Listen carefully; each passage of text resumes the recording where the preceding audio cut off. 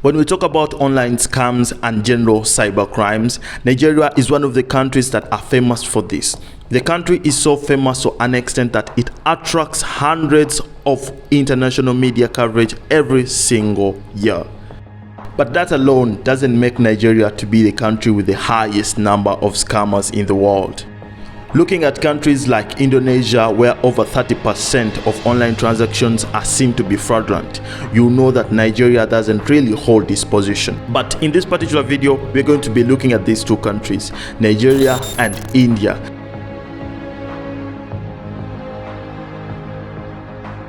Who was arrested on the 2nd of September 2021 is alleged to have defrauded an American lady living in Kentucky, United States of over $148,000.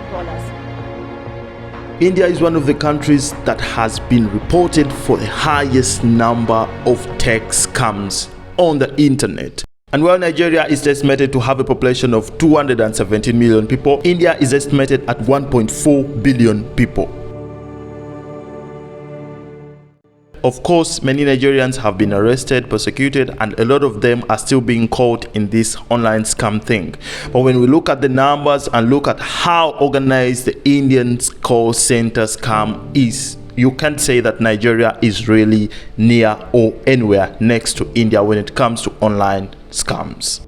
India has one of the most sophisticated and developed call center industries, so much so that other countries outsource their jobs to India. However, scam call centers exist in India, which is an illegal underground part of this industry. And of course, these call center scams are not a new thing in India. They've been existing for years.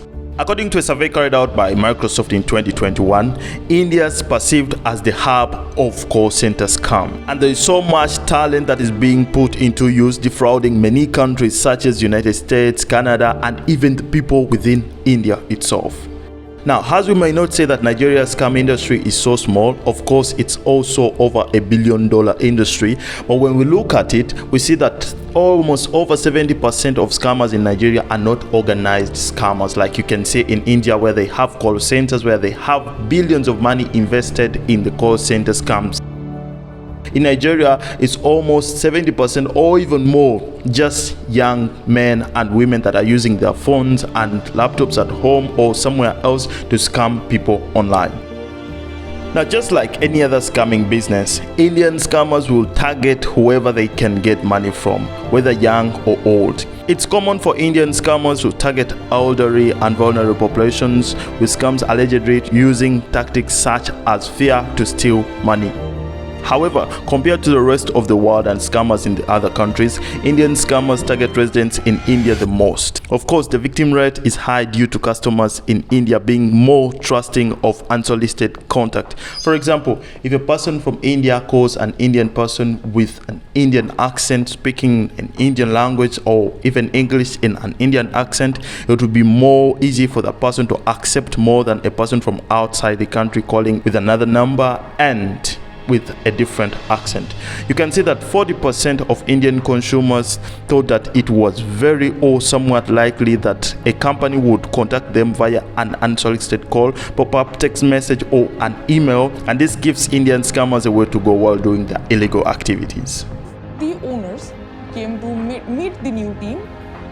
He was very straightforward with us that yes, we are going to teach you how to scam people. If you want, you can carry on. If you are not comfortable, you can leave.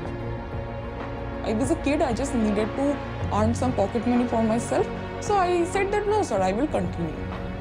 Now when we compare this to Nigeria, almost 80% of Nigerian scammers target foreigners, mostly people in the United States, Canada, Australia, Germany, and people around the world, but mostly foreigners. It's just a small percentage of these scams that go back to Nigeria. Of course, you will say why and why and why. Is it about money or anything like that? I don't know.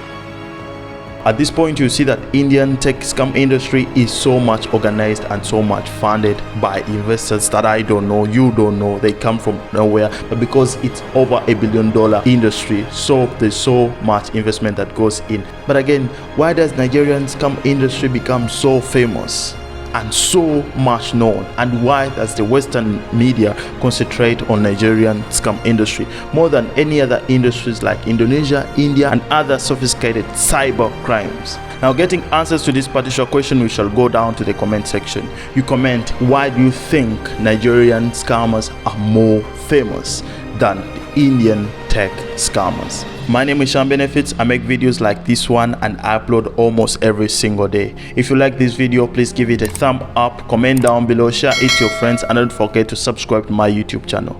See you in the next one.